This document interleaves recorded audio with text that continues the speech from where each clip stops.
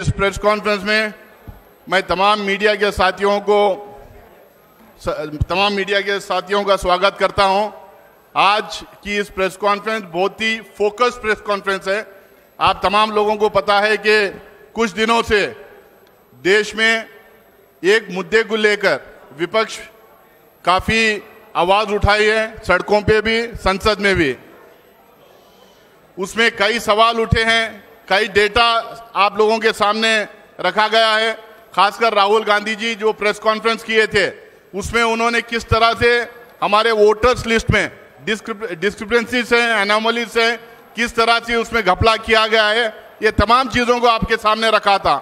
उसके बाद में हम तमाम अपोजिशन के पार्टीज ये एक्सपेक्ट कर रहे थे कि इलेक्शन कमीशन अपने तरफ से क्लैरिफिकेशन देगा, इलेक्शन कमीशन अपने तरफ से इसमें जवाब देगा और ट्रांसपेरेंसी जो हम लोगों के सामने रखना चाहिए उसके तहत सारी बात को एड्रेस करेगा। लेकिन जिस तरह की प्रेस कॉन्फ्रेंस कल हुई उससे एकदम साफ है कि जो आरोप हम लगा रहे थे, जो लगातार इस देश में कई सालों से, खासकर पिछले 10-11 साल में जो ऑटोनोमस बॉडीज हैं, जो कॉन्स्टिट्यूशनल बॉडीज हैं, उसको जिस तरह से सरकार हथियाली है, जिस तरह से उसको गुमराह करके रखी है, जिस तरह से ये कॉन्स्टिट्यूशनल बॉडीज कॉम्प्रोमाइज किए गए हैं, उसी तरह से हम लोग इलेक्शन कमीशन का भी जो है एक तरह से कॉम्प्रोमाइजिंग होते हुए दिखाई देता है। कल की खासकर जो प्रेस कॉन्फ्रेंस थी उसको लेके अपोजिशन पार्टीज उसको पॉइंट बाय पॉइंट रिबटल करना चाहते हैं, उसका जवाब देना चाहते हैं। जो मुद्दा हम लगातार लोकसभा राज्यसभा में उठाते आए हैं उसको लेके कुछ सवाल हमारे जो मन में हैं और जो जवाब हम चाहते थे उसका भी जो जवाब हमको नहीं मिला, उन चीजों को लेके आज हमारे अपोजिशन पार्टीज के कुछ रिप्रेजेंटेटिव्स को यहाँ हम लोगों ने बुलाया है। बल्कि सारे 20 पार्टीज के रिप्रेजेंटेटिव्स आना चाह रहे थे, लेकिन हम क्योंकि प्रेस कॉन्फ्रेंस में कुछ ही लोग को बात करना था तो हम 8 पॉलिटिकल पार्टीज के रिप्रेजेंटेटिव्स को यहाँ पे बुलाए हैं। वो अपनी बात रखेंगे। मैं शुरू करूंगा, इंडियन नेशनल कांग्रेस के गौरव गोगोई जी अपनी बात रखेंगे, उसके बाद में राम गोपाल यादव जी बात रखेंगे, उसके बाद में टीएमसी की महुआ मोइत्रा जी बात रखेंगे, उसके बाद में डीएमके के अभी तिरुचि शिवाजी आए नहीं आए तो वो बात रखेंगे, उसके बाद मनोज झा जी बात रखेंगे, अरविंद सावंत जी शिवसेना से बात रखेंगे, संजय सिंह जी आम आदमी पार्टी से बात रखेंगे और सीपीएम और लेफ्ट ब्लॉक से जॉन ब्रिटास अपनी बात रखेंगे। मैं तमाम लोगों को अपनी तरफ से और तमाम लोगों की तरफ से इस प्रेस कॉन्फ्रेंस में उनका भी स्वागत करते हुए मैं गौरव गोगोई जी को मैं रिक्वेस्ट करूंगा कि वो अपनी बात रखें।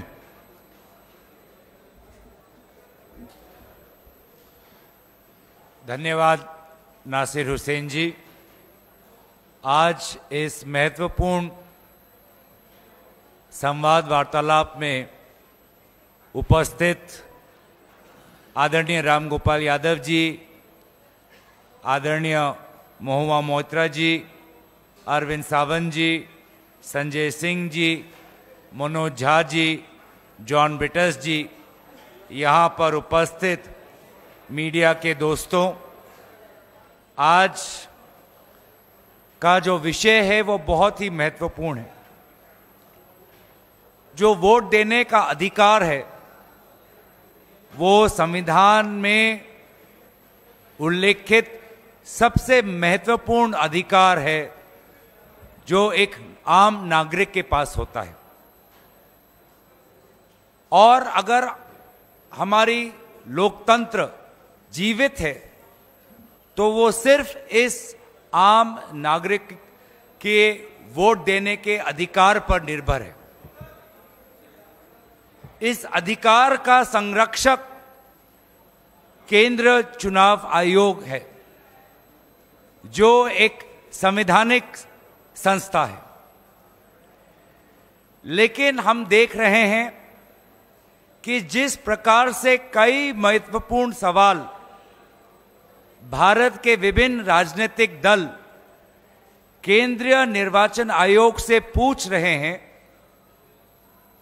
उन सवालों का उत्तर केंद्रीय निर्वाचन आयोग नहीं दे पा रहा और अपनी जिम्मेवारी से भागने की कोशिश कर रहा है। हाल में ही सुप्रीम कोर्ट का एक राय आया बिहार के एसआईआर के संदर्भ में। उस राय में केंद्रीय चुनाव आयोग ने जितने भी बात रखे, सारे महत्वपूर्ण बातों को सुप्रीम कोर्ट ने नकारा। इसके बावजूद भी कल जो प्रेस वार्तालाप हमने देखा चीफ इलेक्शन कमिश्नर का, जिसमें उनको अपने चुनाव आयोग की कमजोरियां बतानी थी और विपक्ष के जायज सवालों का उत्तर देना था, उत्तर देने के बावजूद या उत्तर देने के विपरीत उन्होंने कल अपने प्रेस वार्तालाप में राजनीतिक दलों पर सवाल उठाया और एक प्रकार से राजनीतिक दलों पर आक्रमण किया। जबकि बेहतर यह होता कि वे ये बताते कि ये एसआईआर प्रोसेस इतनी हड़बड़ी में, इतनी जल्दबाजी में क्यों कर रहे हैं, जब बिहार में निर्वाचन सिर्फ 3 महीने बाद है। बिना विभिन्न विपक्षी दलों के साथ चर्चा किए हुए क्यों केंद्रीय चुनाव आयोग हड़बड़ी में एसआईआर वहां पर इंप्लीमेंट कर रही है, इस प्रश्न को लेकर वो मौन थे। वे मौन थे कि किस प्रकार से महाराष्ट्र में लोकसभा और विधानसभा चुनाव के बीच में लगभग 70 लाख नए वोटर किस प्रकार से वोटर तालिका में आए, वे इस प्रश्न पे मौन थे। वे इस प्रश्न पे मौन थे कि क्यों केंद्रीय चुनाव आयोग ने यह निर्णय लिया कि पोलिंग बूथ पर जो सीसीटीवी फुटेज कैप्चर होता है वो 45 डेज के बाद उसको डिलीट किया जाएगा। क्यों वे मौन थे इस बात पर जो बात राहुल गांधी जी ने उठाई कि लगभग 1 लाख फर्जी वोटर उनको महादेवपुरा में मिले। वो ये नहीं बता पाए कि किस प्रकार से machine readable electoral vote privacy का उल्लंघन है। वे ये बात नहीं बता पाए क्यों वो सुप्रीम कोर्ट की जो मंशा थी कि 65 लाख वोटर्स किस प्रकार से डिलीट हुए, उसका कारण एक सर्चेबल फॉर्मेट में दें, ये इस बात का विरोध क्यों कर रहे थे? क्यों आखिर वे आधार एक वोटर आइडेंटिटी के प्रमाण के खिलाफ थे? पहले तो उन्होंने एक प्रेस नोट के द्वारा बहुत से सवालों का उत्तर देने की कोशिश की। जब उस प्रेस नोट को पूरी तरीके से देश ने नकारा तो कल उन्होंने प्रेस वार्तालाप की।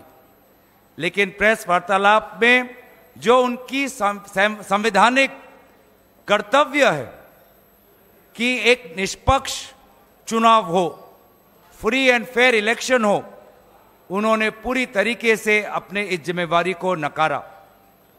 और इसीलिए साफ साफ जाहिर होता है कि अब चुनाव आयोग ऐसे कुछ अफसरों के कमान में हैं जो निष्पक्ष नहीं, साफ साफ एक पक्ष लेते हैं। और इसीलिए ऐसे अफसर कोई भी इंक्वायरी या जांच के खिलाफ हैं। वोटर फ्रॉड में अगर कोई इंक्वायरी हो उसके खिलाफ है। और इसीलिए उनको लगता है कि बड़ी बड़ी बातों करके वो राजनीतिक दलों को डराएंगे। हम बस उन्हें इतना ही कहना चाहते हैं कि अफसर आएंगे, अफसर जाएंगे, लेकिन जैसे हमारे आदरणीय खड़गे जी ने कहा आज सुबह, सदन हमेशा रहेगा। सदन उनके कार्यवाही की गवाही आने वाले दिनों में देगा। उन सभी की कार्यों पर हमारे सदन में उपस्थित सांसद, विभिन्न राजनीतिक दल हम नजर रखेंगे और आने वाले समय में उचित कदम लेंगे। मैं ये बातें कहकर अपने वाणी को विराम देता हूं और दरखास्त करता हूं कि आदरणीय राम गोपाल यादव जी अपनी बात आपके समक्ष रखेंगे। आदरणीय राम गोपाल यादव जी।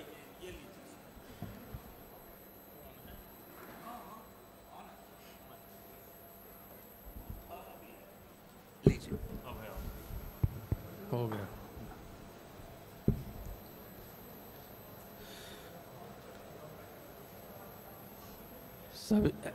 सभी विपक्षी दल के नेताओं और पत्रकार बंधुओं को नमस्कार। आप लोगों ने कल इलेक्शन कमीशन ऑफ इंडिया की प्रेस कॉन्फ्रेंस को अटेंड भी किया है, देखा है और सारे देश ने सुना है। ईसीआई ने बार बार कहा है कि जो आरोप लगाए जा रहे हैं उसको शपथ पत्र के माध्यम से, एफिडेविट के माध्यम से दिया जाना चाहिए। मैं आपको बताना चाहता हूं कि 2022 के उत्तर प्रदेश के चुनाव के वक्त जब अखिलेश यादव ने ये कहा कि समाजवादी पार्टी के समर्थकों के बड़े पैमाने पर वोट काटे गए हैं, तो इलेक्शन कमीशन ने एक नोटिस दिया कि आप इसको बताइए। तो 18,000 मतदाताओं के एफिडेविट दिए गए इलेक्शन कमीशन को, जिसकी सारी रसीदें भी थीं। और आपको आश्चर्य होगा कि एक भी उस एफिडेविट पर आज तक कोई कार्रवाई नहीं की। जो इलेक्शन कमीशन रोजाना राहुल गांधी जी से एफिडेविट मांग रहा है, उस इलेक्शन कमीशन को हम 2022 में 18,000 गलत तरीके से काटे गए वोटों के एफिडेविट दे चुके हैं। इस तरह के एफिडेविट हैं, उसकी सब रसीदें हैं और कोई कार्रवाई नहीं हुई। दूसरे, जब उपचुनाव हुआ 2024 में उत्तर प्रदेश में, तो जो विधानसभा थी कुंदर की या अन्य, उसमें इन्होंने बीएलओज को चेंज कर दिया।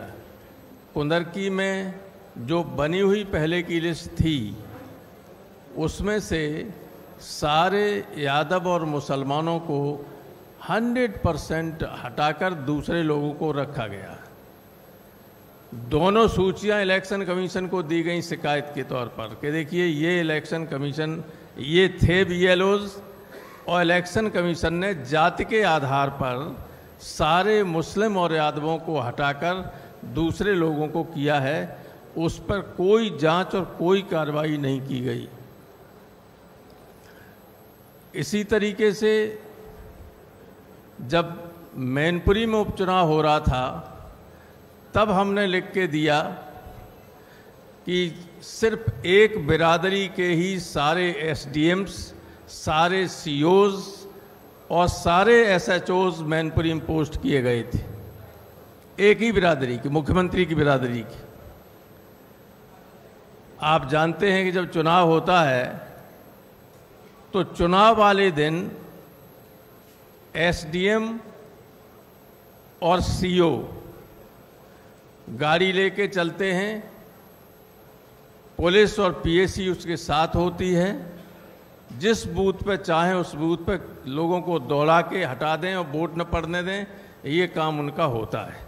बजाय इसके कि ये देखें कि वोट सही तरीके से पड़ रहे हैं, कोई अव्यवस्था तो नहीं हो रही है, और वो भी उनका अधिकार नहीं होता है। वोट को चेक करने का अधिकार केवल प्रिसाइडिंग ऑफिसर, पोलिंग ऑफिसर्स को होता है। लेकिन ये सब आपाधापी करने के लिए इस तरह की व्यवस्थाएं की गई, जिसकी लिखित शिकायत हुई और किसी के खिलाफ कोई कार्रवाई नहीं की गई। तो इलेक्शन कमीशन का ये कहना कि बिना तथ्यों की शिकायत की जाती है, कोई एफिडेविट नहीं दिए जा रहे हैं, वो गलत है पूरी तरीके से। इससे सब लोगों को अपनी अपनी बात, दिल्ली में बहुत बड़ा घपला हुआ, संजय सिंह जी बताएंगे आपको। और हमारे यहाँ तो अभी से फिर वोट काटने की प्रक्रिया शुरू हो गई उत्तर प्रदेश में। अभी से पूरे उत्तर प्रदेश में ट्रांसफ़र की लिस्ट आप देखिएगा। अगर ठीक जगह पर कुछ हमारे जो ये समझते हैं कि ये समाजवादी पार्टी के समर्थक लोग हो सकते हैं अधिकारी, उन सब को साइड लाइन करके दूसरे तरह के अधिकारियों को पोस्ट किया जा रहा है। और यही चुनाव के वक्त रहेंगे आगे चल के 27 में। तो ये सारी गड़बड़ियाँ कैलकुलेटेड वे में होती हैं और इलेक्शन कमीशन पूरी तरह से नज़रअंदाज करता है हमारी शिकायतों को। ये हमारी शिकायत इलेक्शन कमीशन से है, जबकि भारतीय संविधान के आर्टिकल 326 में ये लिखा है कि जिस व्यक्ति ने 18 वर्ष या उससे ज़्यादा की उम्र प्राप्त कर ली है उसका वोट रजिस्टर होगा। अगर उसका वोट रजिस्टर नहीं है तो उल्टी तरफ से पढ़ें तो इसका क्या अर्थ होगा? एनआरसी लागू हो गई। कोई भी दरोगा ये कह दे कि भाई संजय सिंह का वोट नहीं है, इनका वोट नहीं है, तो वोट नहीं है माने ये नागरिक नहीं है देश के। ये बहुत ही गंभीर स्थिति है। इस गवर्नमेंट का मंशा और इलेक्शन कमीशन का मंशा आर्टिकल 326 के इंटरप्रिटेशन पर देखिए कि बहुत ही गलत है। ये देश के लिए हानिकारक है। गंभीर चिंता की बात है सारे देश के नागरिकों के लिए। जिनका वोट नहीं होगा उनसे सरकारी अधिकारी कोई भी ये कह सकता है कि तुम तो इस देश के नागरिक नहीं हो। तो ये स्थिति है और इसको आप लोगों के माध्यम से मैं चाहता हूं कि देश की जनता को जागृत कीजिए। आप भी केवल सत्ताधारी दल की बात मत सुनिए, विपक्ष की भी बात सुनिए। यही देश को बनाने का काम करेंगे। बहुत धन्यवाद। बहुत बहुत शुक्रिया राम गोपाल यादव जी। जब से राहुल गांधी जी ने खुलासा किया है, अलग अलग देश के हिस्सों से अलग अलग कहानियां सामने आ रहे हैं, अलग अलग तरह से इलेक्टोरल फ्रॉड किया गया है। मैं अब मधु को करूंगा, महुआ मोइत्रा जी से, जो टीएमसी से हैं और वेस्ट बंगाल से सांसद हैं। Good afternoon, everyone. Thank you very much, all the members of the press, for being here. I'm here as a representative of the All India Trinamool Congress, and I'd first like to begin by saying that on 27th February 2025, the Honorable Chief Minister of West Bengal and chairperson of our party, Srimati Mamata Banerjee, was the first person to raise the issue of the duplicate EPIC voter cards. And we first met with the Election Commission on the 6th of March. We wrote them a letter. Since then, we have written them 5 letters, submitted a memorandum. The deadline for solving the issue of the duplicate EPIC cards, by their own admission, was the 7th of June. The deadline has since passed. Second, what I come to now, the reason why we are all here is this absolutely shameful and I would say display of puppetry by the Chief Election Commissioner yesterday at the press conference. The job of this Election Commission, which is the constitutional body with a constitutional mandate, is not to attack the opposition. Mr. Commissioner, sir, I would urge that you leave that to your political masters. I'm going to go very quickly, one by one, through some of the points that he raised and rebut them so we can all see how ludicrous some of these claims were. Number one, the special summary revision, the SSR, concluded in Bihar in January 2025 and continuous revision was done till June. That was the list that had been signed off by the Election Commission. Yesterday, you tell us that out of 65 lakh deletions, 22 lakh were dead people who were not recorded.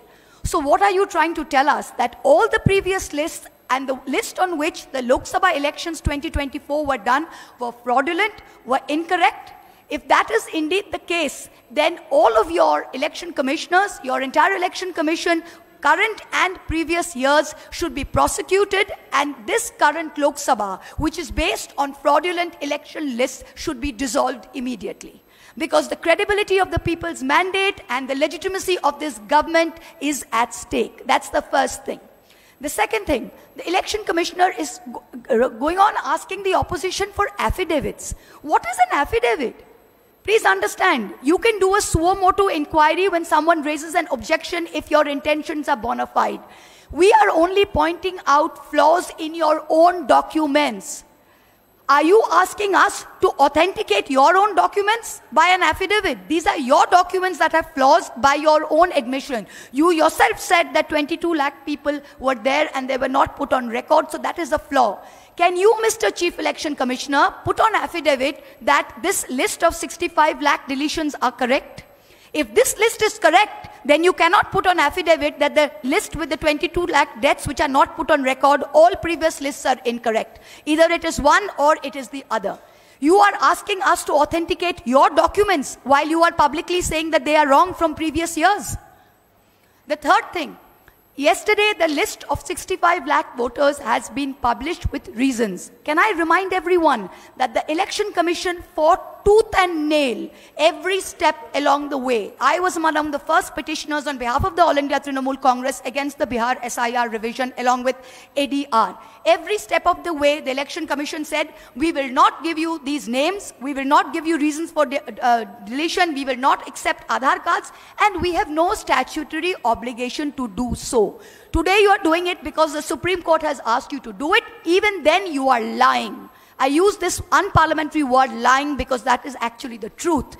You come out and you say that there is a Supreme Court judgment which says it cannot be machine readable. Can I tell you that the 2018 Justice Sikri's judgment, Kamal Nath versus Election Commission of India, paragraph 24, I have the judgment here, only says, however, it is not necessary to go into this aspect. It does not say that machine readable will violate the privacy of an individual. That is completely incorrect. The next point, you say that there are 65 lakh people which have deleted. You have shrunk the Bihar list from 7.9 lakh voters, so 7.24. But you refuse to answer any question as to how many of those people have submitted documents or not. You refuse to answer. In the list of 7.24, if 20 to 30% are unable to provide documents, that means you will delete another 2 crore people tomorrow. Is that the situation? The next one. How is it possible that dead people are in the draft list and living people are on the deleted list?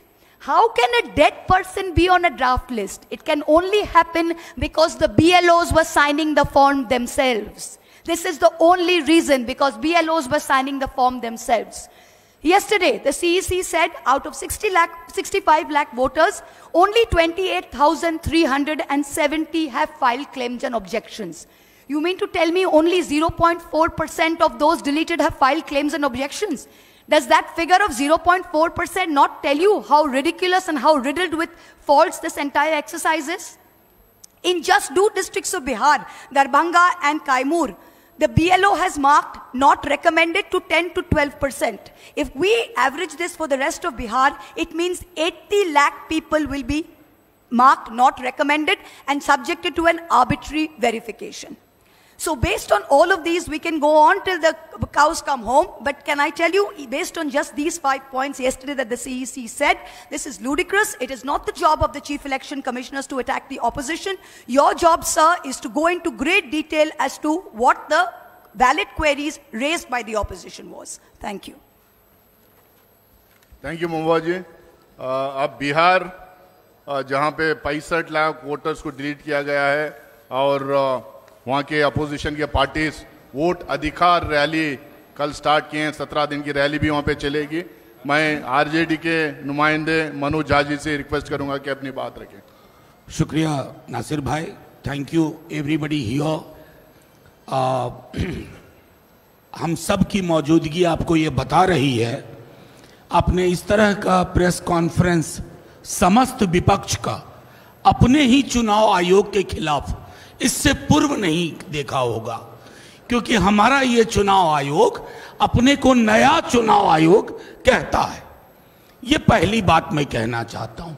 दूसरी बात, कल जब चुनाव आयोग आयुक्त महोदय ने press conference की, आप सबको यह एहसास हुआ होगा कि वो हमारे सवालों को क्लैरिफाई नहीं कर रहे थे, स्पष्टीकरण नहीं दे रहे थे, बल्कि वो उस मौके का इस्तेमाल कर रहे थे किसी के इशारे और इरादे को साफ तौर पर पब्लिक डोमेन में रखने का। तीसरी चीज, रविवार का दिन चुना गया क्योंकि कल ही 11 बजे दिन से सासाराम से राहुल जी, तेजस्वी जी और समस्त विपक्ष ने वोट बचाओ यात्रा शुरू की। तो उन्हें लगा कि इस विजुअल को, इस संदेश को कैसे ब्लॉक किया जाए। तो महोदय सामने आए। मैं एक एक पत्रकारों के सवाल को मैंने सुना है, एक भी पत्रकार के सवाल का जवाब नहीं मिला, बल्कि उनके चेहरे की खींच बता रही थी कि उनके पास जवाब नहीं है। मैं कम से कम आप लोग बधाई के पात्र हैं कि आप लोगों को मिसलीडिंग का तमगा नहीं मिला। नहीं तो अब तक चुनाव आयोग हर आपत्ति, हर शिकायत के बदले ये कहता था मिसलीडिंग। हमने कुछ लोग माननीय सर्वोच्च न्यायालय में उपस्थित किए, जो जिंदा लोग हैं, जिनके साथ राहुल जी ने चाय भी पी। अब उसके लिए अगर कोई सरकाज़म में लिखे तो लिख सकता है a great T with ghost, भूतों के साथ चाय एक शाम। और कोई फर्क नहीं पड़ता है चुनाव आयोग को, क्योंकि चुनाव आयोग नकार रहा था। जैसा महुआ ने कहा, हमारे पूर्व के तमाम साथियों ने कहा, जो चीजें आपको सर्वोच्च न्यायालय के बाद करनी पड़ रही हैं, अभी भी कितनी पारदर्शिता है हमें डाउट है। हम तो आपके पास सबसे पहले गए थे, चुनाव आयोग के पास गए थे, हमने दरखास्त की थी। आज कहना नहीं चाहता आपका व्यवहार क्या था। आप में से अधिकांश लोगों के साथ बाइट में हमने बाहर कहा कि मीटिंग सौहार्दपूर्ण नहीं थी, आप सुनना नहीं चाह रहे थे। आपको किसी ने कह दिया था यह फैसला लो, चाहे इससे कितनों भी फासला हो लोकतंत्र का। वो तो भला हो कि पिटिशनर पहुंचे सर्वोच्च न्यायालय आपके नकारने के बाद, और तीसरे हियरिंग में माननीय सर्वोच्च न्यायालय ने एक दिशा दी। 2 बार पहले भी आपसे कहा आधार को इंक्लूजन के लिए, चूंकि उसका सैचुरेशन 86-87% है बिहार में, आप इस्तेमाल करो। आपने नहीं किया। अब संभवतः आप करेंगे। मैं संभवतः इसलिए कह रहा हूं क्योंकि हम ग्राउंड रिपोर्ट का इंतजार कर रहे हैं, एक एक ग्राउंड रिपोर्ट का। ये हठधर्मिता, ये अहंकार हमने चुनाव आयोग के पर्सोना में नहीं देखा था। हमारी आपत्तियां, चाहे राहुल जी हों, तेजस्वी जी हों, अखिलेश जी हों, या मंच पे बैठे कोई लोग हों, दिल्ली का मामला हो, महाराष्ट्र का हो, हरियाणा का हो, हमारी शिकायत इसी किताब की ताकत से आती है। ये भारत का संविधान है। कल माननीय मुख्य चुनाव आयुक्त कह रहे थे कि हमसे सवाल पूछ रहे हैं, संविधान पे सवाल उठा रहे हैं। महोदय, आप संविधान के पर्यायवाची नहीं है, आप जन्मे हैं संविधान से। ये तो आप मोदी जी की तरह बोल रहे हैं कि उनकी आलोचना राष्ट्र की आलोचना है। मोदी जी राष्ट्र के पर्याय नहीं है। सरकार हो, संसद हो, न्यायालय हो, पॉलिटिकल पार्टीज हो, हम इस किताब की ताकत से पैदा हुए हैं। और इस किताब की आड़ लेकर के आप इसकी धज्जियां मत उड़ाइए। मैं तमाम अपने साथियों के माध्यम से एक ही बात कहूंगा, this book is for protection, safeguard, it can not be A shield for your defiance of constitutional propriety and morality. That is what you are doing. आपने कल एक आखिरी चीज कहूंगा, एक स्तर पर उनके अंदर राजीव जी आ गए थे, पुराने वाले, शाराना अंदाज में बोला क्या होता है, पक्ष विपक्ष नहीं, सब समकक्ष हैं। ये कहना आसान है, दिखना बड़ा मुश्किल है। कल हम अपने मुख्य चुनाव आयुक्त को ढूंढ रहे थे, वो तो मिले नहीं, बीजेपी का एक नया प्रवक्ता और मिल गया। शुक्रिया। बहुत बहुत शुक्रिया Manoj Jha ji. Now I'd like to request Tiruchi Shivaji, leader of DMK party in Rajya Sabha. Good evening to all. We have all assembled here to discuss or to convey to you a very important thing. The framers of the Constitution has interested or has given the Election Commission an autonomous power only to avoid any external influence or intimidation. Because it is the duty of the Election Commission to ensure fair and free elections. The core thread of democracy is that the common man has to exercise his franchise to elect the government of his intention, of his wish. Whereas now the Election Commission itself is under the scanner. We have to just think about the interview of the CEC, instead of giving clarification, has raised many questions.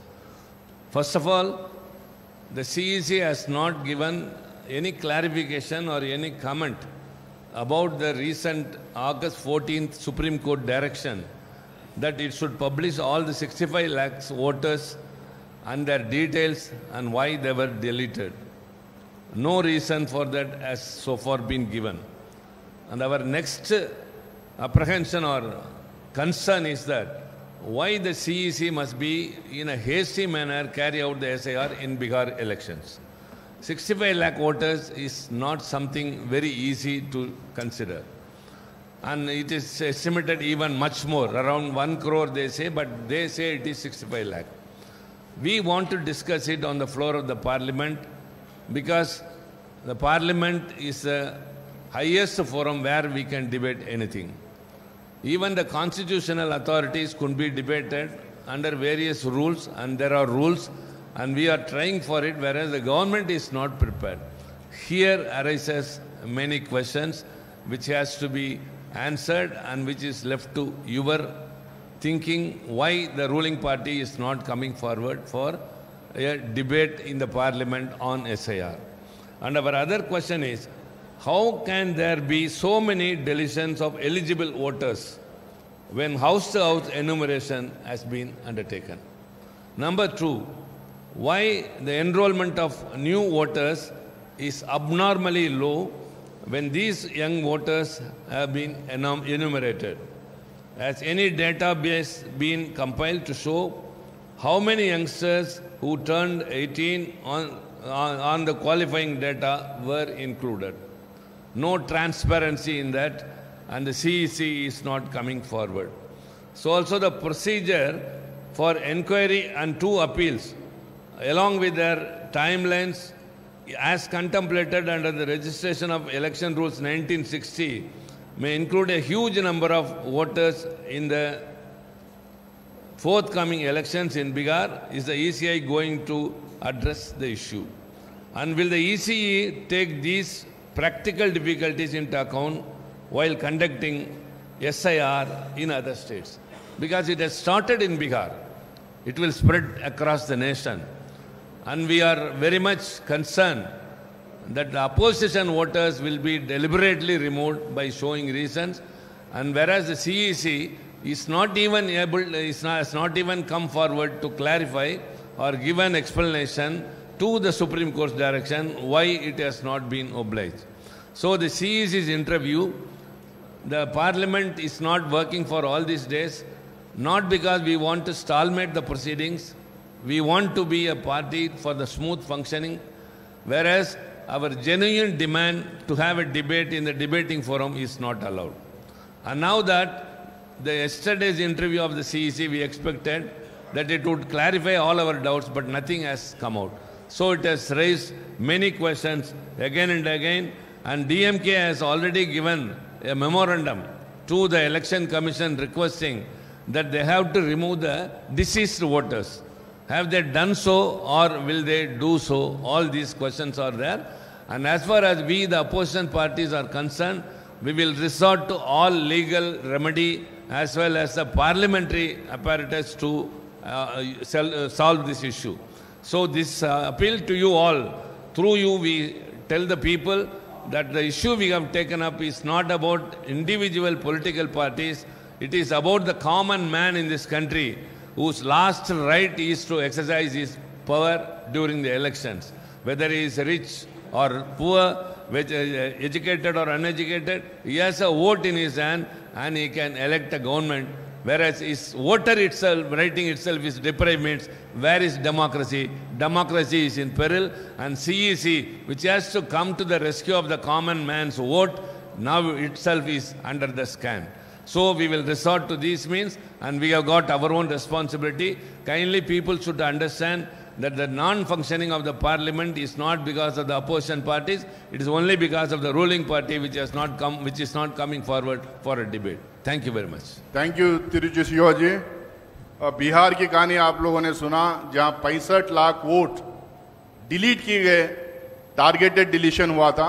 अब एक महाराष्ट्र की कहानी ये है कि जहां पे 65-70 lakh vote fake voters को ऐड किया गया था. वहां के सांसद हैं श्री अरविंद सावंत जी, शिवसेना पार्टी को बिलोंग करते हैं, वो अपनी बात रखेंगे. नमस्कार. सारे विपक्षीय आदरणीय नेतागण, उपस्थित पत्रकार भाइयों बहनों, पहली बात है, इससे सबसे ज्यादा अगर क्षति किसी को पहुंची है तो हमें पहुंची है. शिवसेना उद्धव बालासाहेब ठाकरे पार्टी को सबसे ज्यादा क्षति पहुंची. Whimsical behaviour of the CEC, मैंने विम्सिकल कहा, विक्षिप्त है. कल की उनकी पत्रकार परिषद ऐसे लग रही थी कि मानो वो भारतीय जनता पार्टी के प्रवक्ता बनकर पत्रकार परिषद ले रहे हैं. कल उन्होंने जो बयान दिए, हमने 70 लाख की बात अभी सभी लोगों ने की, हमने उस पर बार बार मांग की. लोकसभा के चुनाव में हमारी महाविकास आघाड़ी बहुत यशस्वी रही, सबसे ज्यादा सांसद चुनकर आए. और विधानसभा 5 महीने के बाद में 5 बजे के बाद 46 लाख से ज्यादा लोग वोट करते हैं, तो उसके बारे में हमने सीसीटीवी की मांग की. तो कल भी हमारे मुख्य चुनाव आयुक्त जी ने कहा कि हम ये नहीं दे पा रहे हैं क्योंकि महिलाओं की गोपनीयता और सुरक्षितता की बात आती है. अरे भैया, ये क्यों, वही कौन सा तरीका है? चुनाव वोटिंग के लिए महिलाएं हो, पुरुष हो, सब लाइन में खड़े हैं ना, कतार में, उसमें कौन सी गोपनीयता आती है? ये जो उन्होंने जवाब दिया, उस पर आप समझना चाहिए कि चुनाव आयोग किस तरह से बर्ताव कर रहा है और किस तरह से भारतीय जनता पार्टी को डिफेंड कर रहा है. अब रही बात क्षति की बात कहता हूं, तो इसके बाद में ये 70 लाख वोट जो दादा मिले, आज तक उन्होंने उसका जवाब दिया नहीं है. हम बार बार उनसे मांग करते हैं मीटिंग की, मेरे पास अभी प्रूफ है. हाल ही में हमने उनसे मांग की तो हमें बताया 5 तारीख, 7 तारीख, 12 तारीख, 14 तारीख, 26 तारीख, अगस्त की इतनी तारीख है, उसमें से आपको कौन सी सुविधा है बताओ. हमारे पार्टी के सचिव है अनिल देसाई जी ने, उन्होंने कहा 12 अगस्त को हमें चाहिए. तो कहा नहीं, 12 तारीख का शेड्यूल फाइनल हुआ है. 12 तारीख को किसको मिले? जिनको इन्होंने हमारा चुनाव चिन्ह और हमारा नाम भी पार्टी का दे दिया. उस वक्त भी कल उन्होंने एक बयान दिया, हम पक्ष विपक्ष नहीं देखते. नहीं देखते हो, फिर सिर्फ विधायक गए करके पार्टी का नाम कैसे दे दिया? फिर आपने हमसे, उन्होंने जब हमने कहा कि हमारे मेंबरान इतने हैं, 40 लाख फॉर्म भर दिए, फिर हमने ऑफिशियल जो हमारे पदाधिकारी गए उनके फॉर्म भर दिए. उन्होंने कहा फॉर्म नहीं चाहिए, एफिडेविट चाहिए. हमने एफिडेविट दे दिए, सामने वाले एफिडेविट भी नहीं दे पाए थे, उसका जिक्र ही नहीं किया, हमारा नाम और चुनाव चिन्ह दिया. अब पक्ष विपक्ष नहीं देखते हो, फिर क्या देखते हो? वही तो देखकर तो किया है, किसके इशारे पर किया है, और आज भी किसके इशारे पर उन्होंने कल पत्रकार परिषद ली, जबकि सुप्रीम कोर्ट में 2 दिन के बाद सुनवाई है, ये पत्रकार परिषद ले रहे हैं. इससे आप समझ सकते हो कि देश की संविधान को ठेस है. देश के अभी हमारे मनोज जारी हमारे किताब बताई, हमारे संविधान बताया, जिस संविधान ने हमें वोट का हक दिया है वही छीनने की बात है. हमारे यहाँ तो ऐसे ही, मतलब शिरडी के एक मतदाताओं की वीडियो क्लिपिंग दे दी, और वीडियो क्लिपिंग में एक लड़की वोटिंग करके आई थी, उसे पूछा आपका नाम क्या है, उन्होंने अपना नाम बताया. बोला आप कहाँ से हो? तो अन्य राज्य में थे. यहाँ कैसे हूँ? मैं कॉलेज में पढ़ती हूँ. कौन से कॉलेज में पढ़ती हूँ? नाम नहीं बताने आया. गई निकल के, ये वीडियो क्लिपिंग ही दे दी इलेक्शन कमीशन को। देखो कैसे चुनाव में कैसे गलत वोटिंग हो रही है, कैसे झूठे नाम है, कैसे बोगस नाम है। ये चुनाव आयोग जब चुनाव घोषित होता है उसके पूर्व 10 दिन तक लोगों को रजिस्ट्री कराने लगाती है। अब कहते हैं कि अगर आपको ऑब्जेक्शन लेने तो फॉर्म नंबर 7 भर दो। कब भरेंगे? चुनाव शुरू हुआ, प्रोसेस शुरू हुई, काम शुरू हुआ, वहां तो किसकी रजिस्ट्री हुई किसी को पता नहीं है। ये इसी तरह से बोगस वोटिंग रजिस्ट्री करवा लेते हैं। और बिहार बंगाल में उनका जो दिमाग में जो है ना, वो उसी की कार्रवाई है। मृत घोषित मृत व्यक्ति बताकर जिंदे व्यक्ति का नाम निकाल दिया आपने। एक महीने अंजुम करके कोई पत्रकार है, उन्होंने बताया था, एक महिला से उन्होंने इंटरव्यू लिया, फिर महिला बता रही है मैंने बताया मुझे फॉर्म दे दिया। आप बार बार पोर्टल की बात करते हो। गंवार लोग है भैया, मोबाइल नहीं है हाथ में, तुम्हारा नेटवर्क नहीं मिलता, कहां से पोर्टल पे जाके ढूंढे कि मेरा नाम आया कि नहीं आया।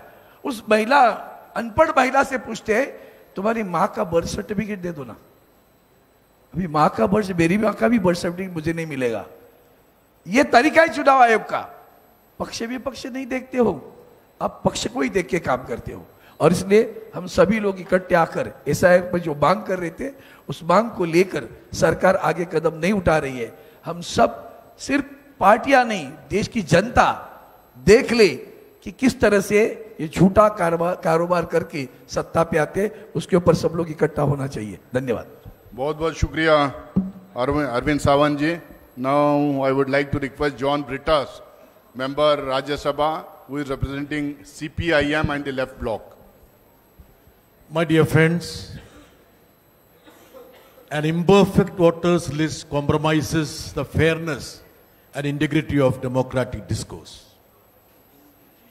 We, the opposition parties, the entire spectrum, from left to TMC, from AAP to Congress, firmly believe that the CEC has forfeited his right to be in that constitutional position.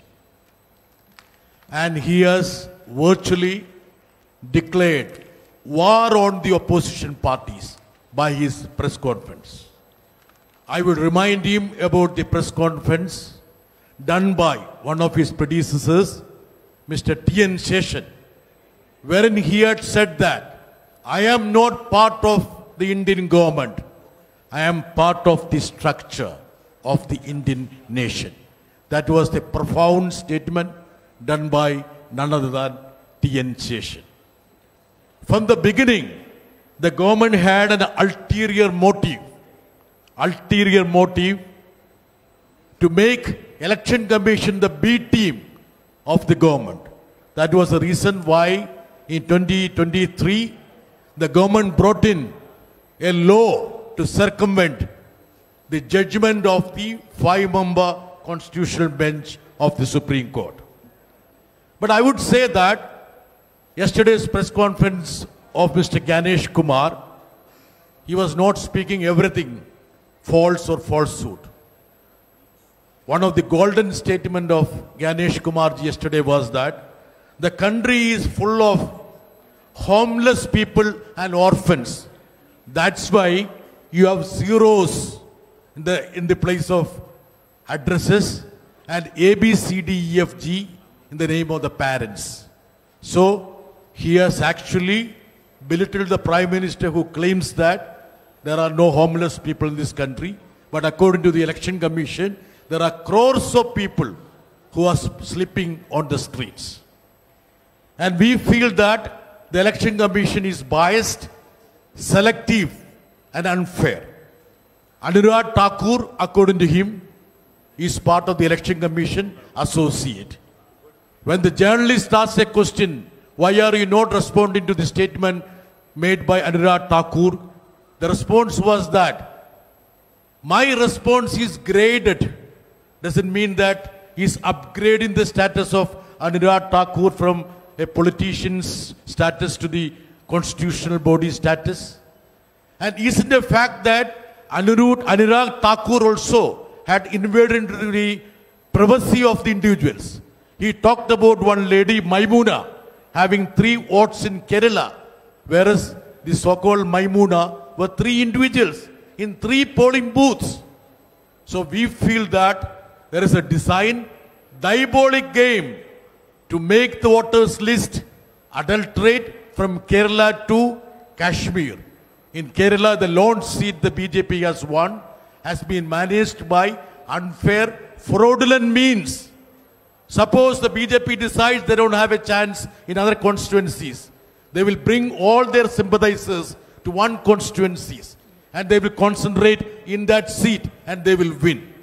So this has created a situation wherein we have no other option but to ensure that a protest is there so that the constitutional body adheres to the rules of the business. Thank you very much. ये हिंदी में बोलना है नहीं वो हाँ ये संजय जी ये Thank you, John Britas ji. Now I would like to request Sanjay Singh Saab from Aam Aadmi Party to address the media. सभी विपक्षी दलों के महत्वपूर्ण नेताओं ने अपनी बात आपके समक्ष रखी। कल चुनाव आयुक्त ज्ञानेश कुमार जी की बात को सुन के लगा कि उनका नाम दरअसल अज्ञानेश कुमार होना चाहिए। अज्ञानता की बातें की उन्होंने। या तो वो मूर्ख हैं या जानबूझ के मूर्ख बन रहे हैं या वो हम लोगों को मूर्ख समझते हैं। ऐसी ऐसी बातें, ऐसी ऐसी तर्कहीन, तथ्यहीन बातें उन्होंने की, हम लोग सुन के हैरान हैं। उनसे जो सवाल पूछे गए उसका एक भी जवाब उन्होंने नहीं दिया। आपने 1 महीने के अंदर 25 जून से 25 जुलाई तक SIR में 65 लाख वोट काट दिए बिहार के अंदर, एक भी वोट नहीं जोड़ा आपने। आपने 65 लाख वोट काट दिए। आप कह रहे हैं आप SIR कर रहे हैं, स्पेशल इंटेंसिव रिवीजन, और उस रिवीजन में आपको एक भी आदमी पूरे बिहार में वोट जोड़ने लायक नहीं मिला। ये कैसा SIR है आपका? आपने कहा 22 लाख लोग मर गए, उनके नाम काट दिए हमने। आप उस बिहार में 1 महीने के अंदर सारा प्रमाण पत्र चाहते हैं जहां का बड़ा क्षेत्र बाढ़ में पीड़ित रहता है। आप उनसे कह रहे हैं अपना निवास प्रमाण पत्र लेके आओ, अपने माताजी का निवास प्रमाण पत्र लेके आओ, अपने पिताजी का निवास प्रमाण पत्र लेके आओ, पूरे घर का आप प्रमाण पत्र लेके आओ। कहां से लाएगा आदमी? और इसके अलावा ऐसी ऐसी गड़बड़ियां सामने आ रही हैं। आपका BLO खुद से फॉर्म साइन करके जमा कर रहा है, उसकी वीडियो सामने आई। क्या कार्रवाई की आपने? अमेरिका के राष्ट्रपति ट्रंप का वोट बिहार में बन गया, क्या कार्रवाई की आपने? कुत्ते का निवास प्रमाण पत्र बिहार में बन गया, क्या किया आपने? क्या किया आपने? आप बेवकूफ समझते हैं इस देश के लोगों को। खुलेआम आपने SIR के जरिए घपला घोटाला किया, मरे हुए लोगों को जिंदा कर दिया, जिंदा लोगों को मार दिया। लेकिन मेरी चिंता इससे थोड़ा अलग है और वो गंभीर चिंता है। भारतीय जनता पार्टी, नरेंद्र मोदी जी की पार्टी कहती है इस देश में उन्हीं लोगों के वोट कट रहे हैं जो घुसपैठियां हैं, घुसपैठियां हैं, जो बांग्लादेशी हैं। तो 22 लाख तो बिहार में कह रहे हैं मर गए इसलिए हमने काट दिए। अब 43 लाख जो वहां पे बचे हैं वो सब घुसपैठियां हैं।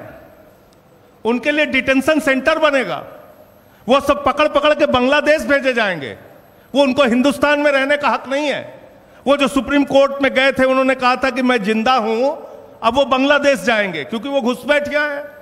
बीजेपी कह रही है वो घुसपैठियां हैं।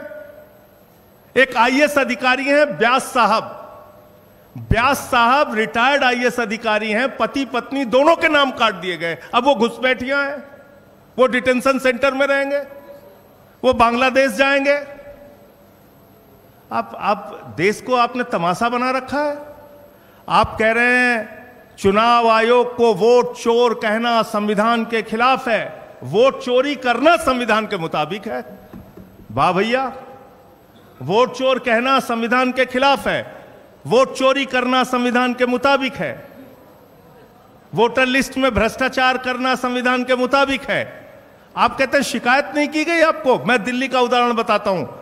दिल्ली में केंद्रीय मंत्रियों के घर पे 33 वोट बने, 25 वोट बने, 22 वोट बने, सांसदों के घर में 15 वोट बने। मैं खुद केजरीवाल जी के नेतृत्व में जाके शिकायत हमने लिखित रूप से दे के आए थे हम लोग। कोई कार्रवाई आपने नहीं किया। आपने नई दिल्ली विधानसभा क्षेत्र में 42,000 वोट काट दिए, 42,000 वोट चुनाव शुरू होने से पहले। 14 विधानसभाओं में भारतीय जनता पार्टी के कार्यकर्ताओं ने हजारों वोट कटवाने की एप्लीकेशन दी। ये सारी लिखित शिकायत, मिल के शिकायत, अनुरोध करके शिकायत, बार बार कह के शिकायत हम लोगों ने चुनाव आयोग में जाके की। आज तक कोई कार्रवाई आपने नहीं किया। समाजवादी पार्टी के रामगोपाल जी ने बताया, उन्होंने एफिडेविट पर शिकायत किया। महाराष्ट्र के अरविंद सावंत भाई ने बताया, और तमाम लोग, बंगाल में ममता जी ने बताया कि कैसे आपने फ्रॉड किया वहां पे। लेकिन आप कोई कार्रवाई नहीं करते। फिर कह रहे हैं कल की प्रेस कॉन्फ्रेंस से ज्यादा तो मुझे हंसी परसों का उनका चिट्ठी देख के आई। उनका जो लेटर आया सामने, उसका पॉइंट नंबर 7 में पढ़ रहा था। कहने लगे साहब गड़बड़ी हुई है, लेकिन राजनीतिक दलों ने हमें नहीं बताया कि गड़बड़ी हुई है। तो मैंने कहा ये तो वही किस्सा हो गया कि एक बदमाश थानेदार आया एक इलाके में, उस थानेदार ने अपने सिपाहियों के साथ मिलकर इलाके में डकैती डाल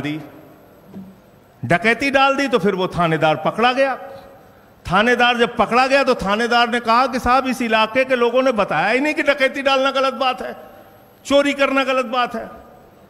भैया एसआईआर आपने शुरू की, वोटर लिस्ट ठीक करना आपका काम है। 2018 का सुप्रीम कोर्ट का जजमेंट है, वोटर लिस्ट ठीक करना सिर्फ और सिर्फ चुनाव आयोग की जिम्मेदारी है। आप विपक्षी दलों को धमका रहे हैं, कह रहे हैं कि ये संविधान के खिलाफ बोल रहे हैं। हम लोग संविधान बचाने की लड़ाई लड़ रहे हैं। मताधिकार एक ऐसा अधिकार है जो बाबा साहब डॉक्टर भीमराव अंबेडकर जी ने भारत के संविधान में दिया और कहा कि राष्ट्रपति के वोट की गिनती भी एक होगी और गांव में रहने वाले मजदूर के भी वोट की गिनती एक होगी।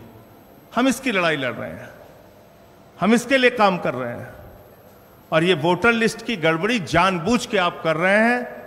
इसमें आपने कल अपने आप को एक्सपोज किया पूरे देश के सामने।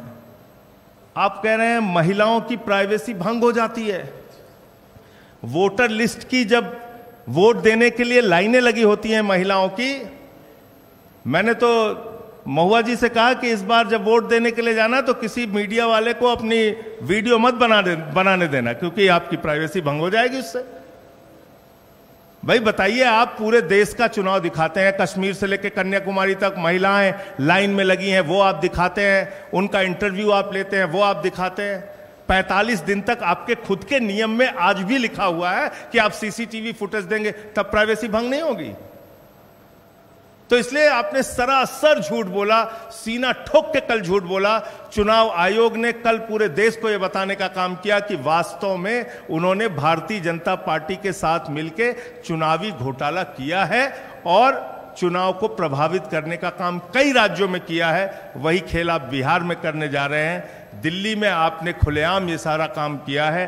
तो मैं सिर्फ इतना कहना चाहता हूं कि आप जांच से बचिए मत, जांच कराइए। जो तथ्य आपके सामने लाए गए हैं अब तक, जिन राज्यों के, अलग अलग राज्यों के तथ्य आपके सामने लाए गए हैं, जब तक आप इन सब की जांच नहीं कराते, आपकी निष्पक्षता पे आप कह रहे हैं ना हम समकक्ष हैं, न पक्ष न विपक्ष न समकक्ष। आपको अगर अपने आप को निष्पक्ष साबित करना है तो पूरे देश में जहां जहां बड़ी शिकायतें आपके बारे में मिली हैं, आप उसकी जांच कराइए और कार्रवाई कराइए, वरना आपको हमेशा यह कहा जाएगा कि आपके नेतृत्व में वोट चोरी हुई है और आपने घोटाला किया है। धन्यवाद। बहुत बहुत शुक्रिया संजय सिंह साहब। अब अपोजिशन पार्टीज के तमाम रिप्रेजेंटेटिव्स अपनी अपनी बात रखे हैं।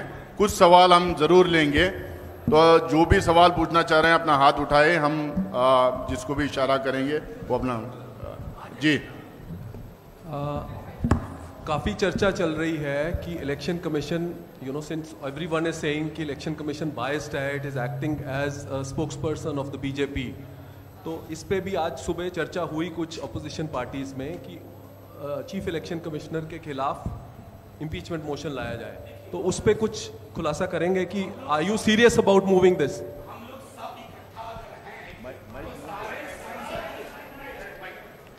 हम लोग अगर सब इकट्ठा आपके समक्ष आए हैं तो ग्रेडेड रिस्पांस देखिए, तमाम संसदीय और कानूनी विकल्प खुले हुए हैं, उनका इस्तेमाल होगा।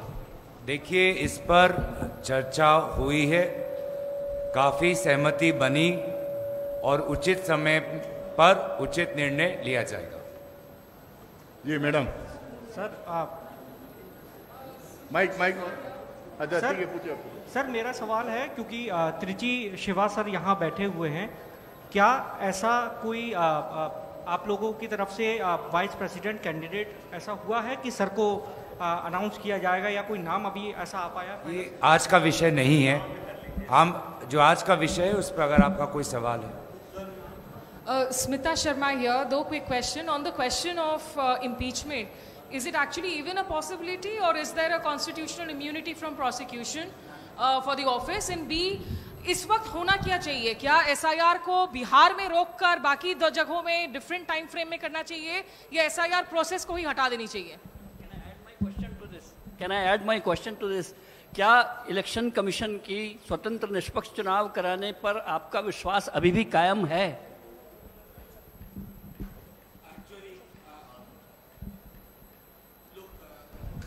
There are two questions, more or less similar. Let me tell you, matter is sub judice. An honorable Supreme Court has been looking at it with sensitivity and potential maximum inclusion. So, I mean, we'll wait for how it is shaped finally and then how it moves. As of now, we are submitting further prayers, but before the court.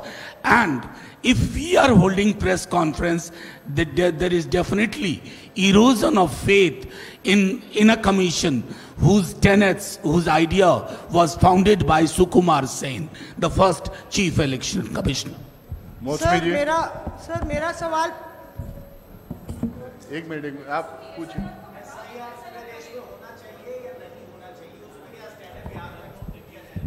भैया, जैसे SIR ये करा रहे हैं, ये तो मजाक है ना अपने आप में। ये तो वोट काटो की योजना है कि हमें टारगेट करके वोट काटना। ये SIR थोड़ी है।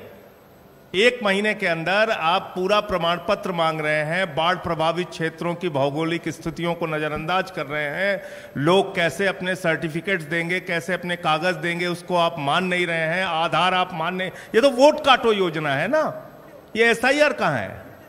इसलिए हम इसका पूरी तरीके से विरोध करते हैं। ये इस प्रकार से SIR तो कतई चल ही नहीं सकता है।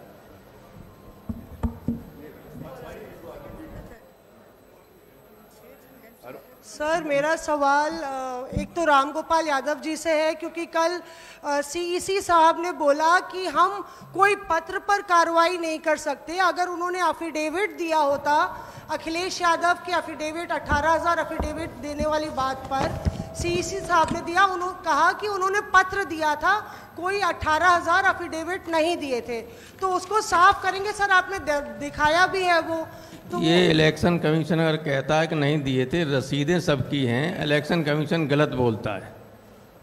और एक केवल 18,000 एफिडेविट ही नहीं दिए, मैनपुरी के वक्त भी शिकायतें दी और कुनरकी का पूरा सबूत दिया कि किस तरह से जाति के आधार पर BLOs को हटाया गया। सब कुछ, किसी के खिलाफ कोई कार्रवाई नहीं की। What ever election commission has said yesterday is absolutely wrong. Sir दूसरा सवाल, आज तक लगातार ग्राउंड जीरो पर पड़ताल कर रहा है। हम लोग ने SIR पे लगातार सीरीज की हैं और जो ज़िला प्रशासन है वो कह रहा है कि ये रिपोर्टें सारी भ्रामक हैं, मिसलीडिंग हैं और झूठ है। किस तरह से आप लोग इस पर रिएक्ट करते हैं? देखिए, हम बार बार कहते हैं कि चुनाव आयोग ने आज जो अपनी संवैधानिक कर्तव्य है कि ये जो गंभीर मामले जो विपक्षी दलों ने, विभिन्न मीडिया के साथियों ने उठाया, उस पर जांच होनी चाहिए।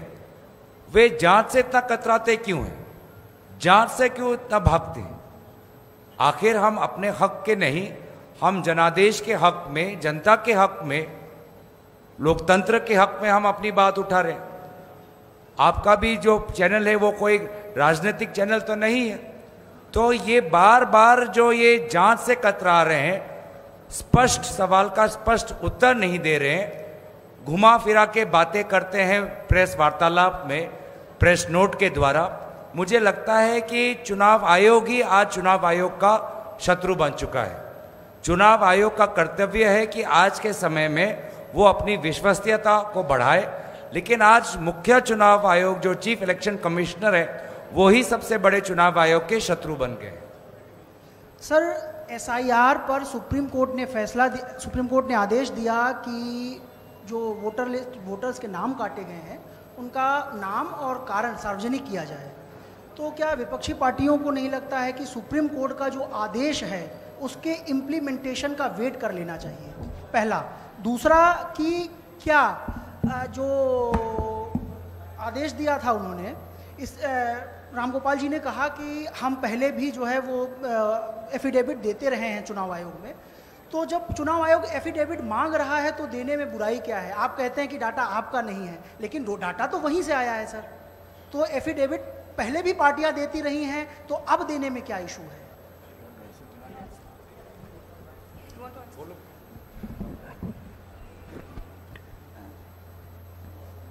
Sir, coming to your question, I'm going to answer it in English if that's okay.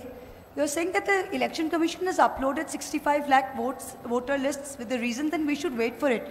May I remind you that the Election Commission at every step of the way on affidavit said they had no statutory duty or obligation to do this. They opposed it. It is only because we went to court. I went to court, Mr. Jha went to court, and a few others went to court. It is only on the direction of the Supreme Court that they are today having to publish this, much against their will. So please be under no illusion that the Election Commission, due to transparency or due to any constitutional obligation, published this list. It is only because they were forced to by the Supreme Court. Number one. The second thing that you're going on about affidavit.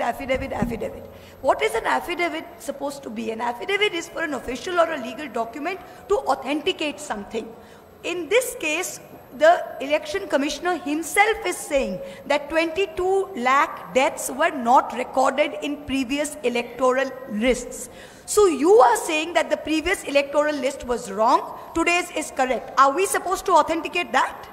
Why don't you give an affidavit? Why doesn't the Election Commission give an affidavit saying that the 65 lakh is correct and saying that the previous one is wrong?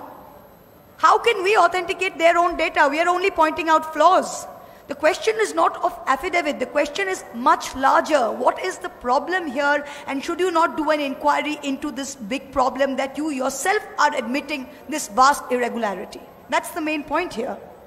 विजय लक्ष्मी, आप लोगों ने सबने कहा कि संसदीय विकल्प या कानूनी विकल्प जो भी होगा वो आप लेंगे, और इलेक्शन कमीशन पर अब लगता है कि भरोसा देश के विपक्ष को नहीं है। तो क्या एक विकल्प चुनाव का बहिष्कार भी हो सकता है, जिस तरह का इशारा तेजस्वी यादव ने भी किया था?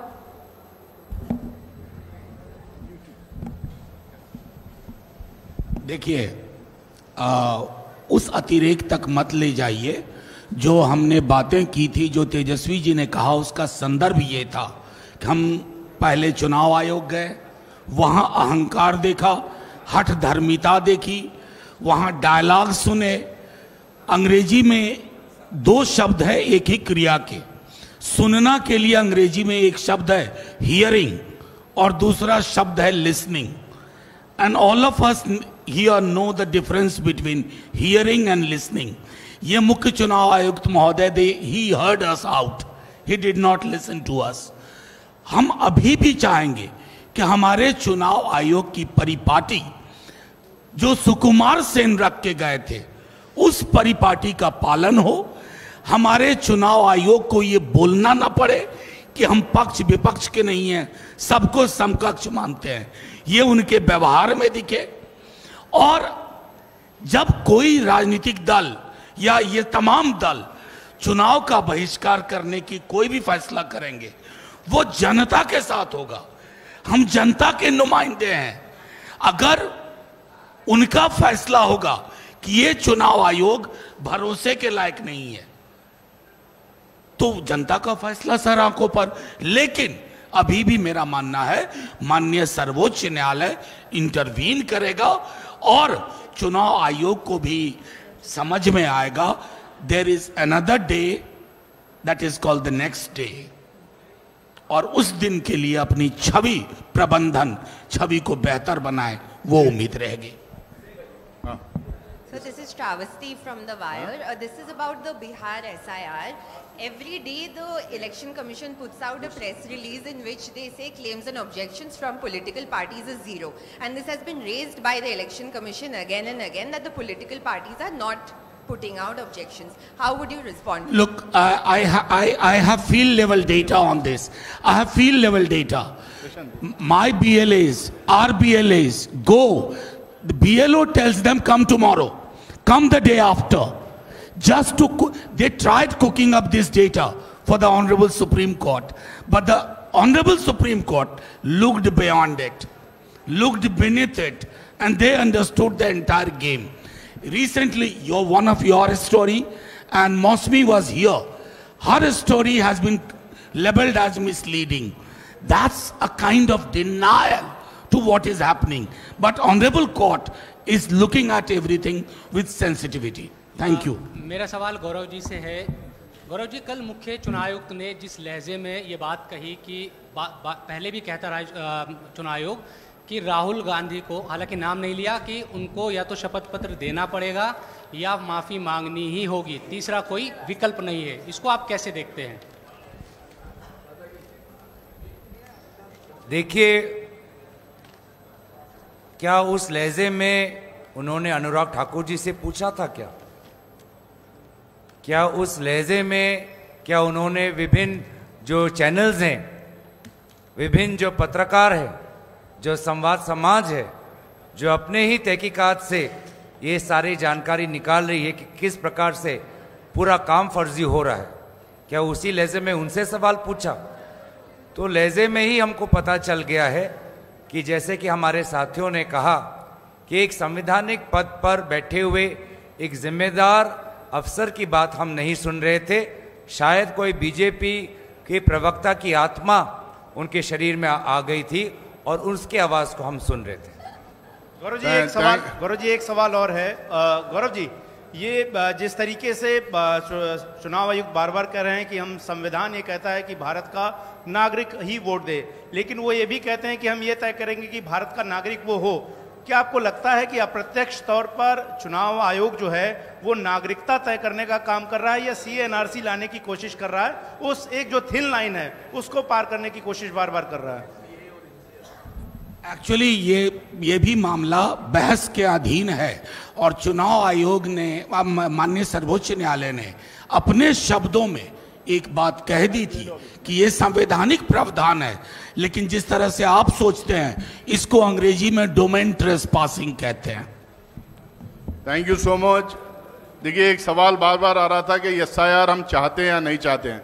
हम चाहते हैं चर्चा, हम चाहते हैं बहस। हिंदुस्तान में अगर कोई सबसे बड़ा फोरम अगर है जहाँ पे चर्चा हो सकता है तो वो पार्लियामेंट है। तमाम अपोजिशन पार्टीज लगातार ये पूरे सेशन में चर्चा की मांग कर रहे हैं। वहाँ पे तय होगा कि SIR होना नहीं होना, कौन करेंगे नहीं करेंगे, आगे क्या होना चाहिए, सब वहाँ चर्चा होती है। तो हमारी मांग है कि SIR के ऊपर एक विस्तार से चर्चा दोनों हाउसेस में होना और वहाँ पे बहस के बाद डिसीजन होगा क्या होना नहीं होना। और जहाँ तक CEC के डराने धमकाने की बात है, हम वोट के अधिकार की मांग कर रहे हैं, उसकी रक्षा के लिए किसी भी हद तक जा सकते हैं। बहुत बहुत धन्यवाद। और तमाम मीडिया के दोस्तों के लिए रिफ्रेशमेंट अरेंज किया गया है, प्लीज चाय पानी लेके जाइए।